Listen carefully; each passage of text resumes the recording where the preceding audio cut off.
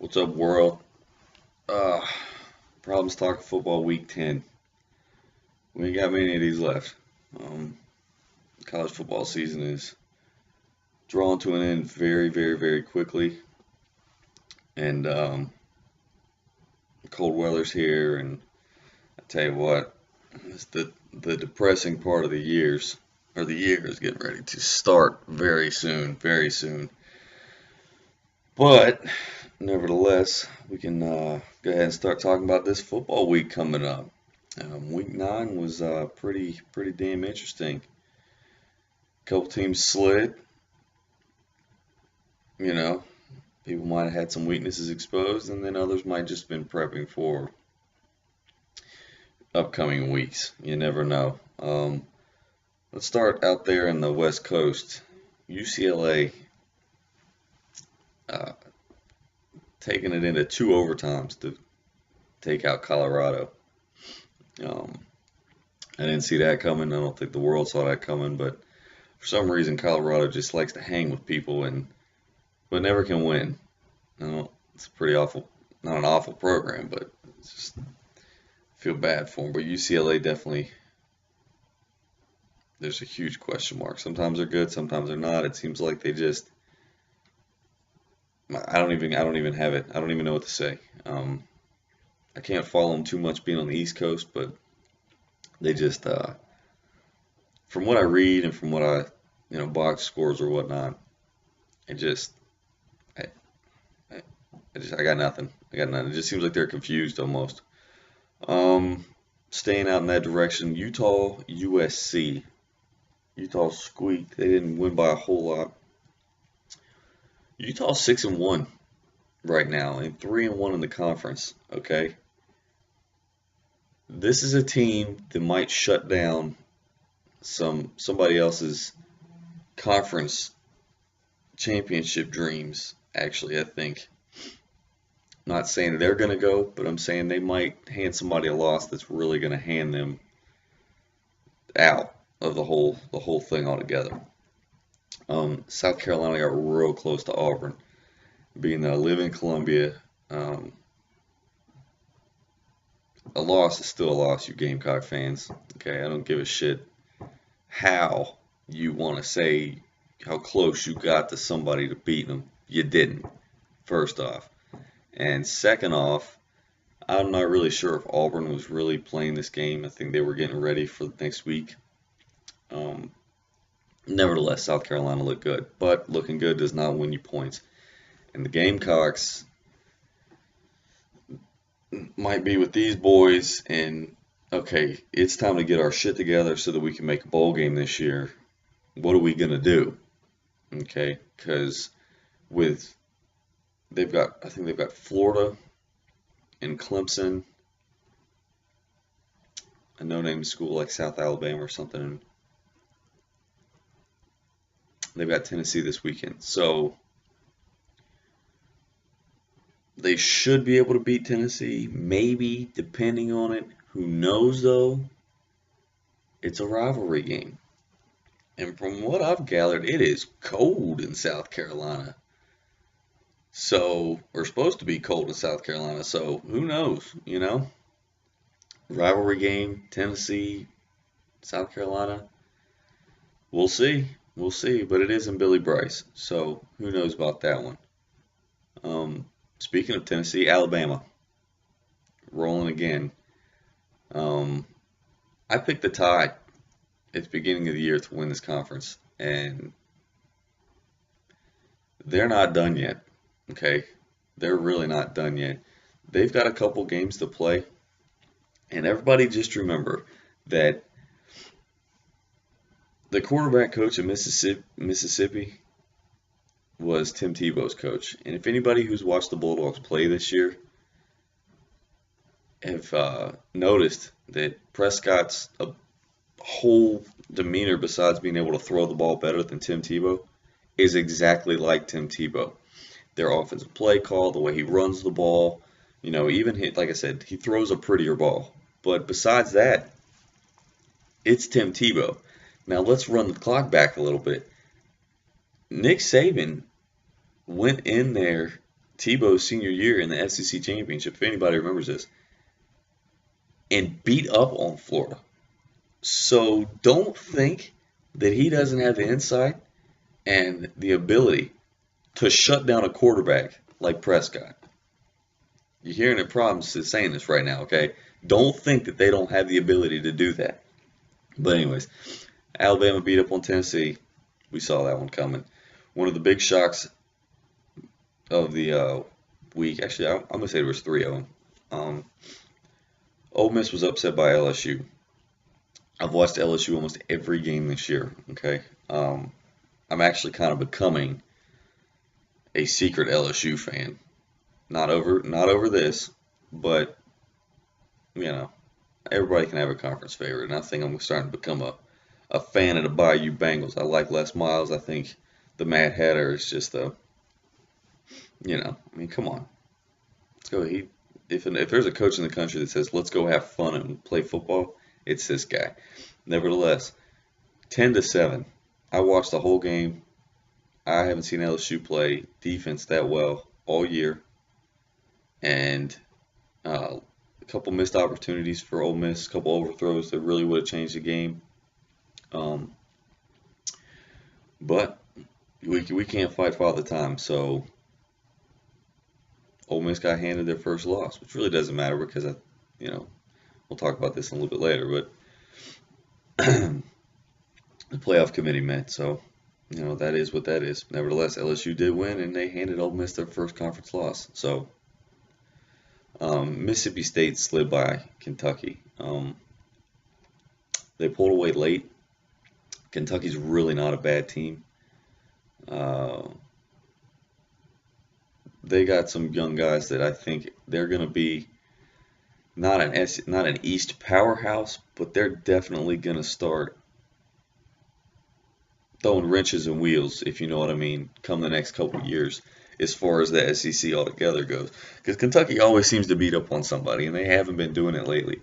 And I believe that they have the talent now, the young talent now, Kentucky and LSU now, to really start changing the tides of where maybe some teams just think they're going to go walk into and win. And the biggest one was TCU, Texas. Now, I dabble a little bit in gambling on college football, okay? I think the over was 72. TCU scored 82 points by themselves. 82 points. Who the hell scores 82 points? Okay, and this isn't against Middle Eastern Southern Tennessee's State University, okay? This is not a division. They beat up on Texas Tech. Okay, this is a Division I college in the Big 12, and they hung 82 points on them. 82 points.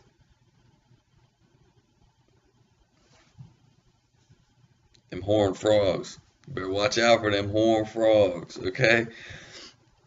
All right, top performers of the week. It's a given. Boykin from TCU, he was 22 of 39 for 433 yards and 7 touchdowns. Okay, against Texas Tech. That's not an awful team. I can think of several teams in the country that are probably worse than them. Not pointing any fingers, but that's a lot. That's a lot. Devon Johnson from Marshall had 24 carries for 272 yards and 4 touchdowns. Okay, I know Duke Johnson beat up on us bad, but come on, man, that's raw. And Devon Harden from Georgia State had 11 catches for 186 yards and 4 touchdowns. Now that's going beast mode on a football field. A receiver getting out of hand for 4 touchdowns and almost 200 yards on 11 catches. 11 catches. So that's not just like he's getting screen passes and that means he's straight toasting people down the field all the time. Okay. There's a couple, I'm going to add something here. At least this Boykin guy from TCU has got to be in the Heisman talk somewhere now. Okay, TCU's a good team, and the kid's putting up numbers, and he's winning ball games. At some point, people are gonna have to start talking about Heisman. Um, they've got a couple tough games left. I know. Um, if they can win out and win the Big 12, I think TCU might have something to argue about, to be real honest with you. But um, that's something else. All right, conference rankings. Okay, this is going to be quick because it's too easy. SEC's number one. There's no question there. Despite Ole Miss losing, they're still one of the best teams in the country. Okay, despite Auburn squeaking by South Carolina, they're still one of the best teams in the country.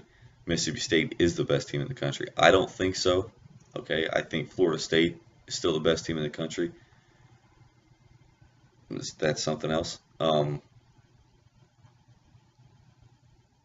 Georgia's not a bad team, even without Todd Gurley. Georgia's got a Chubb, okay, and they're doing pretty well with it. So don't forget Alabama. Um, there's the list can go on and on in that one. I mean, LSU just beat Ole Miss, so you never know. The SEC is hands down the best conference in the country. Then you got the Pac-12, obviously. There's a lot of question marks there. I think that if every team in the Pac-12 played as good as three-quarters of as good as they could, there wouldn't be a lot of arguing on this. But right now, I think the Big 12 is very, very, very close. Just because there's a lot of teams in the Pac-12 that can't play defense. But there are really good teams. When you have Arizona, Oregon, Stanford, Arizona State, Utah is 6-1. USC is not a bad team. California can score points. Washington can score points. Washington State can score points. The Pac-12 is still a very good conference. Not quite SEC, and enough to push them ahead of the Big 12. The Big 12 obviously is number 3. You still got Oklahoma, Kansas State, TCU, several others that still put them out in front. The Big 10, obviously you got Sparty, you got Ohio State. There's nothing else really going on up in the Big 10 at all. I mean, and when I say at all. And then last but not least, you got to put the ACC. Virginia Tech is awful. They are. They have some issues, I think, with coaching right now that people can't utilize talent. I understand people are hurt, but there's no excuse for the way that the team's been playing. There's absolutely no excuse for it. Virginia Tech's got Boston College coming up this week at home. If they drop that one, I think the bowl skid might be at an end. I think the tide for the longest bowl streak in the country is going to come to an end, because if they can't beat Boston College, they should be able to beat Wake Forest. I don't see them beating Virginia, and I don't see them beating Duke. I don't see it happening. If they can't beat Boston College, I don't see them beating 2 of those next 3 to get into a bowl game playoff. So hokey ha. Hopefully we can get a W against Boston College and get one more and get some bowl eligibility. But we definitely have some questions that need to be fixed very, very, very soon.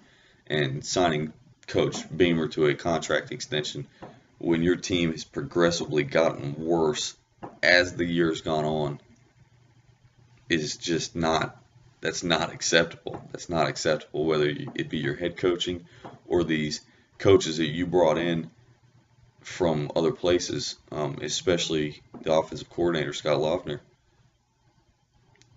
He's not good. And if anyone saw him in Auburn, he wasn't good. Michael Brewer has declined as far as talent goes. So something needs to be done. And like I said, if they can't beat Boston College, then we've got issues. Rambling on that one. Florida State's the best team in the country. And the best team in the ACC. I know people in the SEC are going, well, he's not playing teams week in and week out and what have you, this, that, and the other. That's fine. And SEC fans tend to justify losing, unlike everybody else in the country. But let me tell you something. They beat the best of the best SEC last year. I don't know if you guys remember that. They beat Auburn. They won the national championship. Undefeated season. Okay? No team in the SEC had an undefeated season. Florida State did. They're still undefeated this year to this point. Okay? They still have the Heisman Trophy winner on their team. To me, that makes you the best team in the country. Okay? 23-game winning streak in a national championship and a Heisman Trophy winner, and Jameis Winston being the dumbass that he is still arguably the best player in college football right now. Then there's no way around that. There's no way that you can justify that he's not. He will single-handedly take a game in control in his hands and control the offense, control the emotion, get that team fired up, and win a ball game. And that's all there is to it. There's nothing else. There's nothing else that anybody else can say about that. Clemson is not a bad team. Okay, they've dropped some games this year that they probably shouldn't have. Okay, they dropped one to Florida State without a Jameis Winston, and they are damn close to beating them. Okay, and they dropped one to Georgia. Georgia's pretty good if nobody's paid attention. Just because South Carolina beat them, whatever, I think it was a fluke. But once again, that's one of those rivalry things. Clemson is that freshman quarterback Watson or whatever his name is, who's really good. And they've only lost 2 games to the best team in the country and to Georgia, who is arguably probably one of the best teams in the SEC, probably top 5 or top 4 with Todd Gurley or without him. Okay? Don't sleep on that. Miami, when Miami wants to play, obviously Miami's pretty good. Duke's not bad, but they're not great teams. But I mean, the ACC does have teams that are worth something. Not Virginia Tech, but all right. There's your conference entitlements, or wrap-ups, or whatnot, and my rambles. Probably not for the rest of the day, but let's go into this week. I made this video late, so I didn't get to predict the Florida-Louisville game. I wouldn't have picked Florida State to lose. Obviously, I didn't expect Louisville to keep it that close, but once again, Jameis Winston, the best player in the country, showed why he's so damn good and why he probably should win the Heisman again. I mean, I'm not really sure who else you're going to put in front of him. As far as you go off a report card on how to rate a player, obviously you go off stats, but there's always those other factors. Are they undefeated? Well, they are, and they probably are going to be undefeated. Okay? How well does he control a game? Is he the game changer when he decides he wants to start playing? Yes. Yes, he is. And there's no arguing that. There's no arguing that at all. Okay? But obviously Florida State beat Louisville. I would have picked Florida State to beat Louisville. And the only people who didn't pick that is Louisville fans. Okay, another one coming up is Arkansas, Mississippi State. Now, Mississippi State struggled against Kentucky. Kentucky's a good team. Okay, don't act like Kentucky isn't decent. All right. I'm not saying that Arkansas is gonna win. I think that they have the ability to maybe keep it closer than it is projected to be, but it is something to maybe watch out as an upset. Arkansas always beats somebody that they're not supposed to. Mississippi State has a very, very rough road ahead of them, and maybe they're looking a little bit past Arkansas right now. I think they might have been looking a little bit past Kentucky last week. Arkansas has the ability to run the football and put points on the board. If you let them do it and you're not paying attention, it could get interesting. So that's definitely enough. Not saying I'm going to pick Mississippi State to win it. I think it's going to be close, but it is definitely something to worry about on your upset list, okay? Your next one is Auburn, Ole Miss, another Mississippi school. Ole Miss lost to LSU last week, but I'm going to take Auburn in this one. I think the spread's 11, or no, maybe 3. I can't remember. Got a lot of numbers in my head. I'm going to take Auburn. Maybe not. Maybe by 10. I'm going to take Auburn on that one. We got Oregon, Stanford. Stanford always seems to figure out a way to beat up on Oregon. and I think the time has stopped now. I don't think Stanford is as good as they usually are, and I'm going to take Oregon. Kansas State, Oklahoma State. I liked Oklahoma State early. I thought they looked really good, and for some reason they've been falling apart. So I'm going to take Kansas State. Um, World's biggest cocktail party. Florida, Georgia. The hype isn't as great as it has been, especially in the past 4 years. Um, Florida struggles on offense. Georgia's defense isn't the greatest, but I think Georgia's good enough to beat them. I'm take Georgia over Florida. Arizona, UCLA. This is a tough one just because you never know what you're going to get out of those Bruins down there in central Los Angeles. But I'm going to take Arizona. Rich Rod. They're playing well. They can score points. They're dynamic. Arizona over UCLA. Utah, Arizona State. Now this is going to be an interesting one to watch. I'm going to take Arizona State just because they have the ability to really run the football. I think it's going to be closer than people think. I think that Utah's defense is not the best in the country, but they're pretty good. And Utah is 6-1, and they have been winning football games. So that being said, it might be close, but Arizona State. Another one of my upset watches might be Purdue and Nebraska. Okay, Nebraska's the same team that barely beat McNeese State. I mean, barely beat them. Purdue's been hanging with people. Okay, this isn't a Purdue team that just has been getting crushed week in and week out. They hung with Michigan State. They've been hanging all year. They just can't seem to win football games. So I'm gonna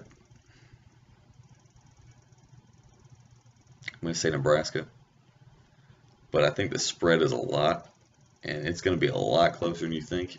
And this is definitely going to be an upset watch. Purdue, Nebraska. That's all I got for you guys for Week 10 coming up. You guys got anything? PT Football and on Twitter, and you can email me at problemstalkingfootball@gmail. You guys have a great weekend in college football, and see you back here next week.